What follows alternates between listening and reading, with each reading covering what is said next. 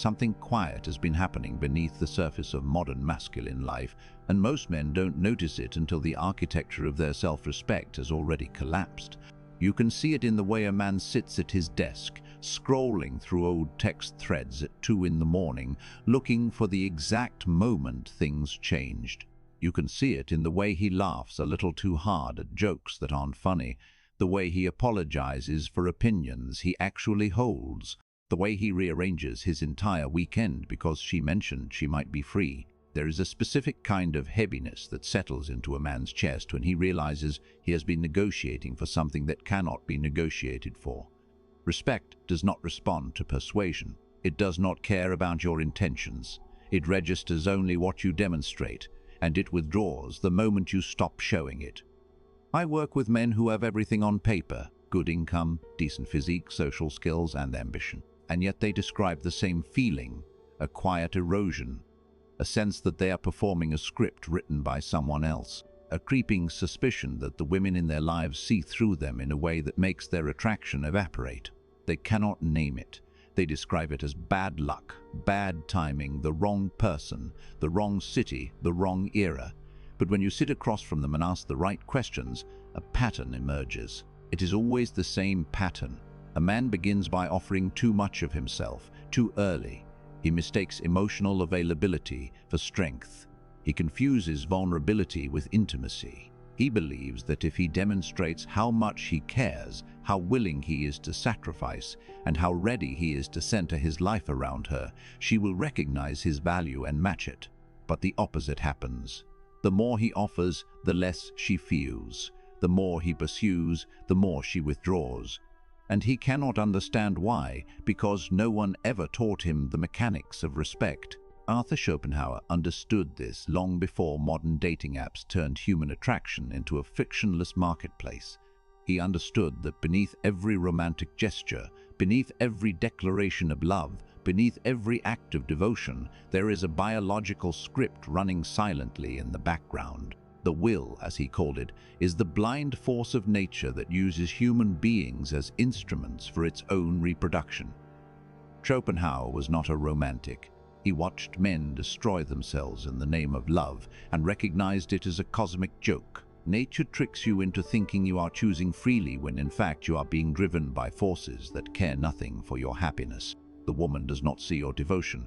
She sees a man whose life force has become reactive, whose mission has evaporated, whose future is now shaped entirely by her presence or absence, and at a level she cannot articulate, she registers this as weakness. By the end of this, you will understand precisely why respect collapses when a man centers his life around a woman, and what it quietly destroys inside him if he does not recognize it in time. Schopenhauer lived in a world that still maintained the illusion of romantic transcendence. 19th century Europe believed love could elevate the soul, that marriage was a union of destinies, and that a man and woman could become one harmonious entity through devotion. Schopenhauer looked at this mythology and called it what it was: a beautiful lie manufactured by nature to ensure reproduction.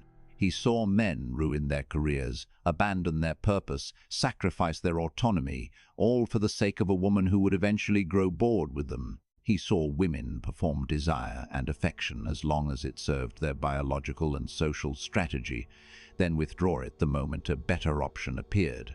And he realized that the entire structure of romantic love was a trap set by the will to keep human beings enslaved to their own biology. The man who does not understand this trap will walk into it with his eyes open, convinced he is acting freely and building something real. Here is the thesis that governs everything. A man who centers his life around a woman slowly becomes the kind of man she cannot respect, not because she is cruel, not because she is shallow, but because respect at its deepest level is a recognition of sovereignty. A woman's attraction does not respond to what you say or how you feel. It responds to the shape of your life, the trajectory of your attention, the weight of your presence. When your life begins to orbit hers, when your schedule becomes negotiable but hers does not, when your mission becomes optional but her approval becomes mandatory, she does not feel loved. She feels burdened. She feels the weight of a man who has outsourced his center of gravity to someone who did not ask for that responsibility. And her nervous system registers this as a loss of polarity, a collapse of the tension that made attraction possible in the first place. You see this in the small behaviors first. A man starts texting more than she does. He waits for her replies before making plans. He begins sentences with, "I was just wondering if maybe you wanted to," instead of, "I'm doing this, join me if you want." He stops going to the gym as consistently because she prefers to sleep in. He cancels plans with his friends because she mentioned she had a rough day. He begins to explain himself in situations where no explanation is required, as if he needs her permission to take up space in his own life. And each of these adjustments feels reasonable in isolation. He tells himself he is being considerate. He tells himself this is what partnership looks like. He tells himself that sacrifice is love, but what he does not see is that every concession is a message. Every rearrangement of his priorities is a signal, and the signal says, "My life lacks the gravity to hold its own shape." Schopenhauer would say, this is the moment the will begins writing your decisions for you. You believe you are prioritizing her because you care, but what is really happening is that your desire, your need for her validation, has hijacked your rational faculties. You are no longer moving toward a mission, you are moving toward the temporary relief of her approval. And because that relief is temporary, because her approval is always conditional, you become trapped in a cycle of pursuit that erodes your self-respect inch by inch. You begin to notice that she is less affectionate than she used to be. She is slower to respond. She is less available. And instead of recognizing this as a reflection of your behavioral shift, you double down, you pursue harder, you offer more. You try to prove your value by putting in more effort, and this is the exact moment you lose her, because you have just confirmed what her instincts were already telling her. You are a man whose life has no center. I once spoke to a man who described this process with painful clarity. He had been in a relationship for 2 years. In the beginning, he had his own rhythm. He trained 5 days a week, ran a side business, had a tight circle of friends, kept his apartment clean, and read consistently. She was drawn to that structure. She described him as grounded, someone with his life together. But slowly, without realizing it, he began to soften the edges. He skipped training sessions to spend more time with her. He let the side business languish because she said she felt neglected. He stopped seeing his friends as often because she preferred quieter weekends. And the more he adjusted, the more distant she became. He could not understand it. He was doing everything she said she wanted. He was being present, available, and emotionally open. But she started picking fights over small things. She criticized his lack of ambition. She mentioned other men casually, men who seemed to have more direction. And eventually, she left. She told him she loved him, but was no longer in love with him. She said she needed someone who inspired her. He was devastated. But what he did not see was that he had stopped being the man she met. He had become a reflection of her desires instead of a force with his own trajectory. And the moment that happened, attraction died. The man she pursued 6 months later was no longer handsome. He was not wealthy. But there was one unmistakable difference. His life did not rearrange itself around her presence. He had plans that predated her. He had routines that continued whether she was there or not. He invited her into his world, but he did not rebuild his world to accommodate her comfort. And she felt the difference immediately. She felt the tension, the polarity, the sense that she had to rise to meet him instead of him descending to meet her. Schopenhauer would call this the paradox of desire. The more you offer yourself as a solution to someone's loneliness, the less they want you. The more you demonstrate that your happiness depends on their validation, the more they unconsciously withdraw. Because at the deepest level, human beings are not attracted to need. They are attracted to fullness. They are attracted to a life that is already complete, a life they can join but not define. This is not about playing games. This is not about manipulation or withholding affection. This is about understanding the mechanics of respect, which operate beneath the level of conscious intention. Respect is not something you earn through moral goodness or emotional labor. Respect is something that emerges automatically when someone perceives that your life has structural integrity, that you are not easily moved, that your attention is a scarce resource rather than an infinite supply. A man who does not understand this will spend years trying to build attraction through kindness, through consistency, through being there, and he will watch, confused and embittered, as women lose interest in him despite his best efforts. He will blame them. He will blame the culture. He will blame dating apps, hypergamy, and feminism. But the truth is more straightforward and more brutal. He never learned that respect is the foundation of attraction, and respect cannot exist where there is no sovereignty. Now, zoom out. This is not just an individual problem. This is a civilizational pattern. Modern men are living in an environment that actively punishes masculine initiative while demanding it at the same time. You are told to be vulnerable, but if you show too much vulnerability, you are seen as weak. You are advised to pursue, but if you pursue incorrectly, you risk social humiliation or worse. You are advised that emotional availability is attractive, but the men who succeed in dating are rarely the most emotionally available. You are advised that women want equality, but the moment you treat her as a true equal, without deference, without special accommodation, the attraction evaporates. You are caught in a system that has no coherent rules, where the script changes depending on who is interpreting it, where one woman will reward the exact behavior and another woman will punish. And so you do what most men do: you freeze, you withdraw, you stop approaching, you stop initiating, you stop taking risks.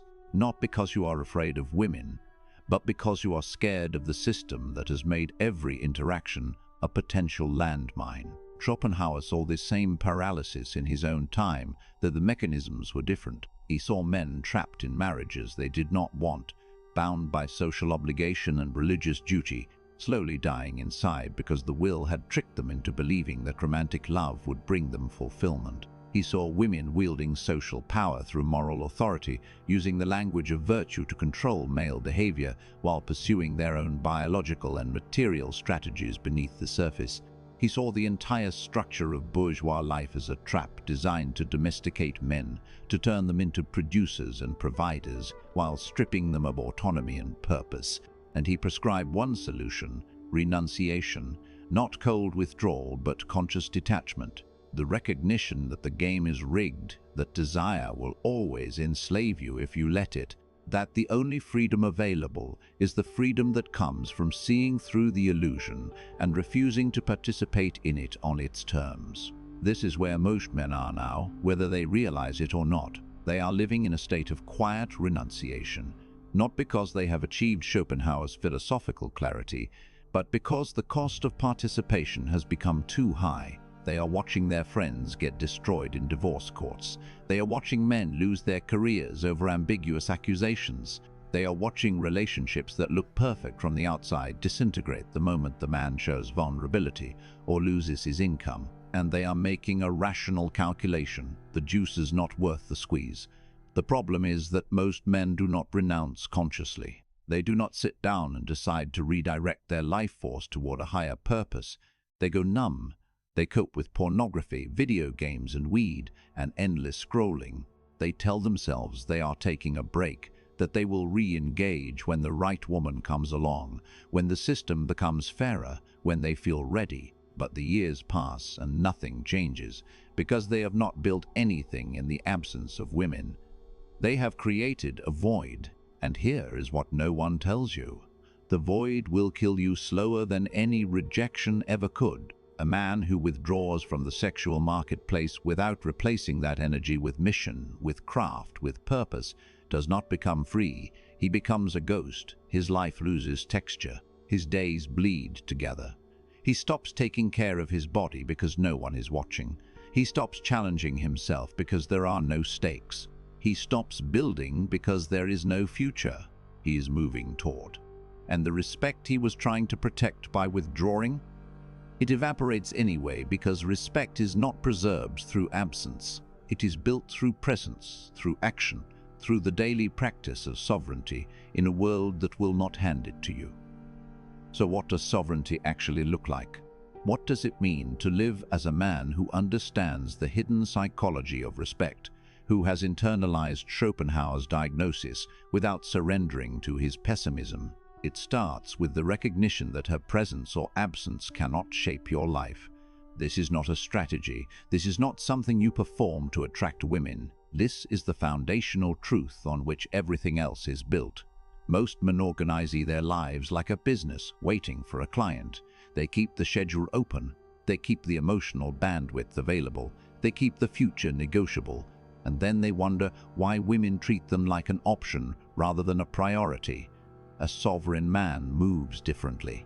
He builds his week around training, work, craft, and the relationships and routines that define his sense of order.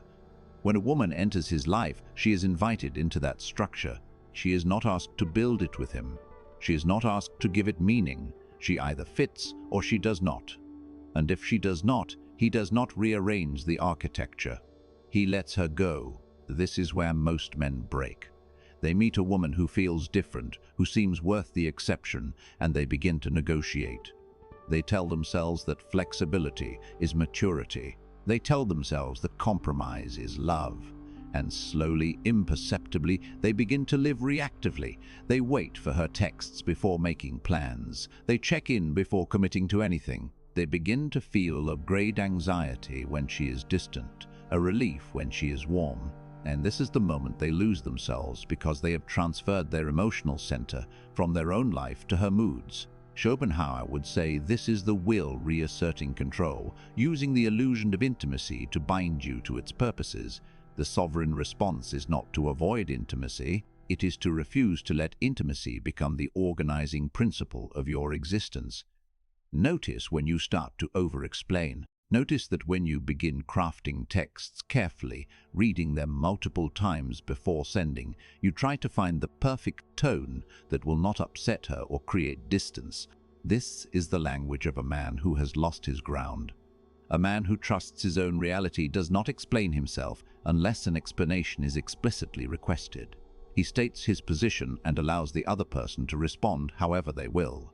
He does not try to manage her emotions. He does not try to smooth over conflict preemptively. He speaks clearly and then goes silent, because silence is the posture of a man who is not afraid of loss. Stop rearranging your mission for temporary comfort. Most men do not have a mission. They have a job, a routine, a set of habits that feel like purpose but collapse the moment a woman shows interest.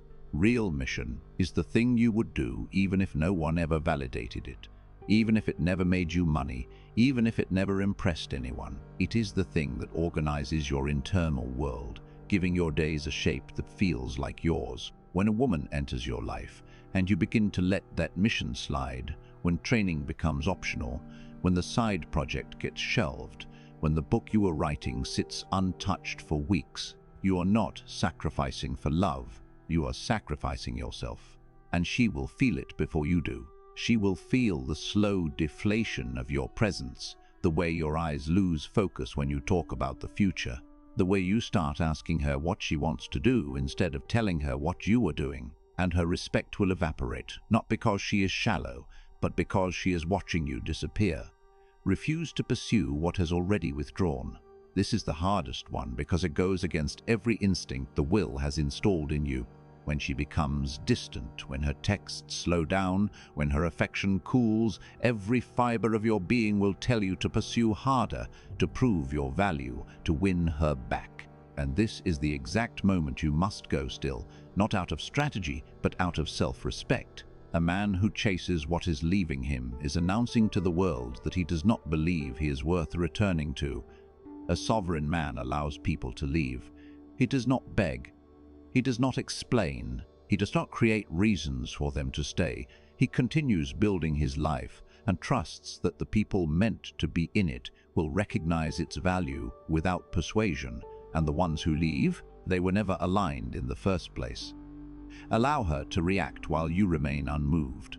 Women will test the structure of your reality, not out of malice, but out of instinct. She will create conflict to see if you will abandon your position. She will withdraw affection to see if you will panic.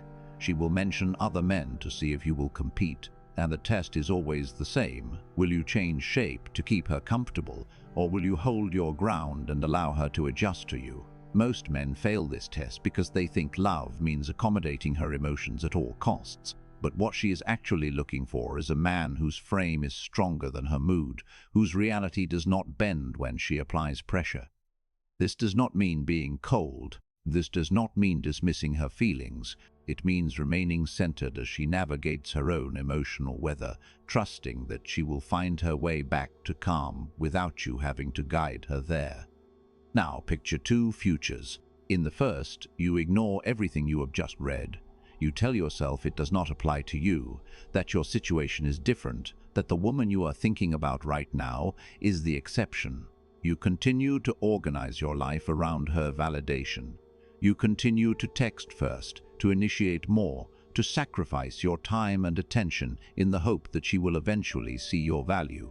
And maybe she does for a while, perhaps she will stay, but the respect is already gone. You feel it in the way she talks to you, the way she looks at you, the way she describes you to her friends. You are the safe option, the comfortable option, the man she settled for because the men she actually wanted did not want her. And 10 years from now, you are sitting in the same house, scrolling through the same phone, feeling the same quiet heaviness, except now you have children and a mortgage and no easy way out. You have built a life around someone who does not respect you, and you cannot even remember the moment you lost yourself.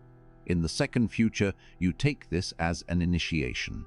You recognize that everything you have been doing has been a performance of weakness disguised as love. You stop pursuing what has withdrawn. You rebuild your training schedule. You return to the project you abandoned. You start saying no without explanation. You stop checking your phone every 10 minutes. You allow silence to exist without filling it, and at first, it feels like a loss. The woman you were chasing either leaves or becomes more distant. Your social circle shrinks because you stop accommodating people who valued you only for your utility. Your life becomes quieter, smaller, lonelier. But something else happens. You start to feel your own presence return. You begin to move through the world differently. You make eye contact longer. You speak less but with more weight. You stop apologizing for taking up space, and people notice. Not everyone, but the ones who matter. The women who are drawn to you now are different. They do not need you to perform. They do not require you to prove anything. They are responding to something they cannot name, something that exists before words, the scent of a man who belongs to himself. And here is what you will learn. Respect is not something you build towards someone else. It is something you create within yourself and either recognize it or do not. A woman does not give you respect. She reflects the respect you already have for your own life. She does not kill your purpose. She reveals its absence. If she becomes the center of your world, it is not because she demanded it.